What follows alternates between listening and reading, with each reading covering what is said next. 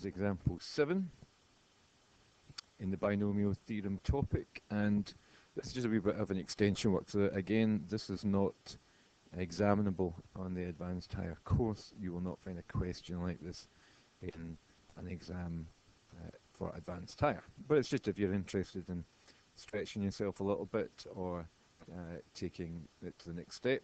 What we have here is a product of terms here, and we're looking to find the coefficient of the x to the 5 term once it was all multiplied out and simplified.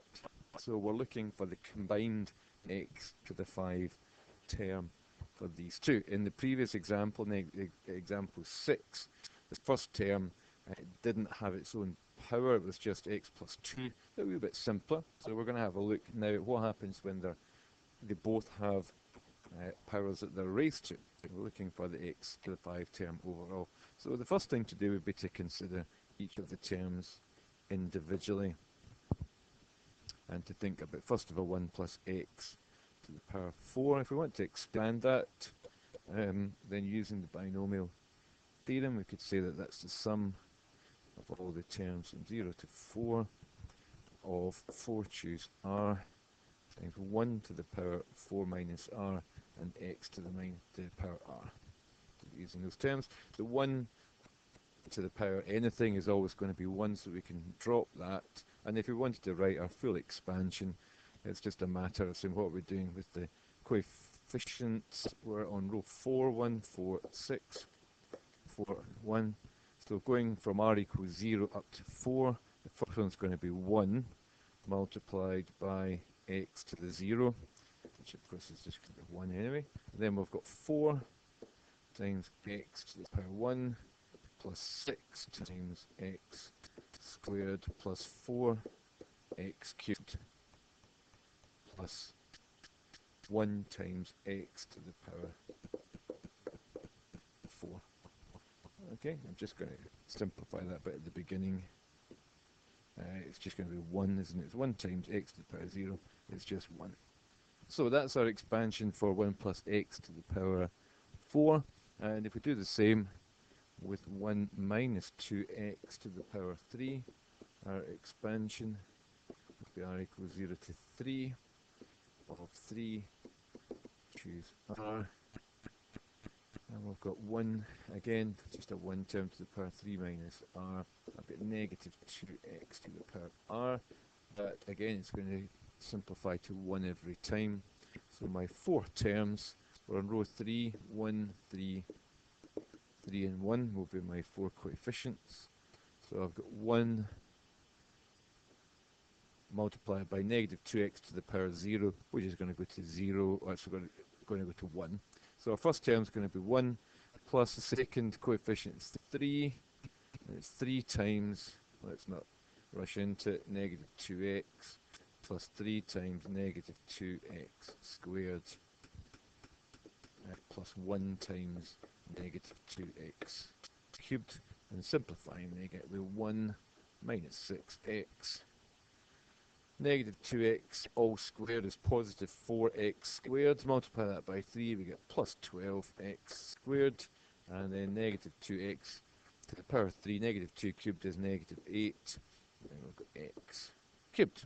So I suppose we just quickly expand these terms. And then we're looking for the coefficient of the x to the 5 term in the combined expansion. Now what we then have to do is to focus on all the different pairings, because effectively we would write these out as 2 expressions in a bracket. We would substitute x plus 1 plus x to the power 4 for 1 plus 4x plus 6x squared and so on, and in the other bracket we would have 1 minus 6x plus 12x squared and so on, and then we would have to consider multiplying each term and so on. So we're looking to pair up terms that are going to give us, just rub that out for illustration purposes, we're looking for terms that would in the end multiply together to give me x to the 5. So, for instance, if I look at the first expression, I've got a 1 here, but there's no x to the 5 term in the second expression. if I've got my second term here is positive 4x, I would have to multiply by an x to the 4 term to give me a combined x to the 5 term. And again, there isn't one. So in actual fact, the first x to the 5 term I'm going to get is by taking 6x squared. So I write x to the 5 term. We're going to have 6x squared from the first expression, 1 plus x to the 4, and it's going to meet up with, we would have to multiply that by the negative 8x to the power 3. And that would multiply negative 8x cubed, and those two terms combined would form an x to the power 5 term. Is there another one that might do that? Well, the next one along is x cubed, 4x cubed.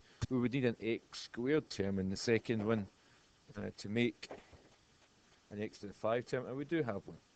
We've got our 12x squared. So what we've got, we're going to add to that total so far 4x cubed multiplied by 12x squared. So again, we've got first term from 1 plus x to the power 4, and we've got second term from the 1 minus 2x cubed. If we have a look then at the next one along, we've got plus 4x to the power 4, and that would have to be combined with something from the second term, which is of a power 1. And there we go. We've got an x to the 4 and a negative 6x. Again, they will combine to make an x to the 5 term. So we've got x to the 4 multiplied by negative 6x. And that's all because I've run out of terms in my first expansion, which means that I have 3 pairs of terms that are going to give me an x to the 5. If I simplify all of them, the first one becomes negative 48x to the 5. Move this up a little bit. And then I've got plus 4 times 12 is 48x to the power 5. And the last one becomes minus 6x to the power 5. And if I simplify that, negative 48 plus 48x to the 5, they're going to cancel out. Minus 6x to the power 5 gives me a total of negative 6x to the power 5. So the question was, find the coefficient of the x to the power 5 term. We can write coefficient of the x to the 5 term is negative 6, and that's how we get it.